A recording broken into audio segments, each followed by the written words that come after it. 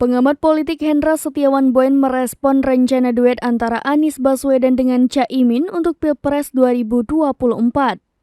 Menurut Hendra Setiawan Boen, rencana tersebut adalah langkah brilian dari Surya Paloh dan keluarnya Partai Demokrat membawa keuntungan kepada Anies Baswedan. Ia mengatakan Partai Demokrat seperti duri dalam daging di dalam koalisi pendukung, seperti memaksa Anies mendeklarasikan cawapres secepatnya.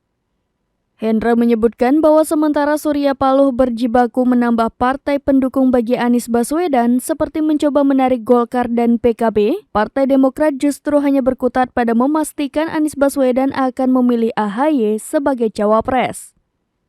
Menurutnya Anies juga segera mengirim Sudirman Said untuk memberitahukan perkembangan terakhir, jadi tidak ada pelanggaran kepatutan maupun moral dalam kasus ini. Hendra menambahkan satu-satunya yang mungkin bisa dianggap pengkhianatan oleh Demokrat mungkin adalah Anies yang telah menunjuk AHY sebagai cawapres dan kemudian membatalkannya. Namun sambungnya hal itu tidak seharusnya ditanggapi secara baper oleh Partai Demokrat.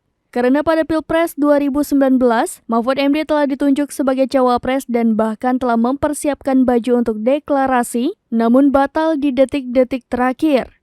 Khusus AHY, kata Hendra, elektabilitasnya memang tidak bisa mendongkrak Anies Baswedan. Jadi hengkangnya gerbong AHY sepertinya hal positif bagi Anies, setidaknya menghilangkan benalu dan duri dalam daging.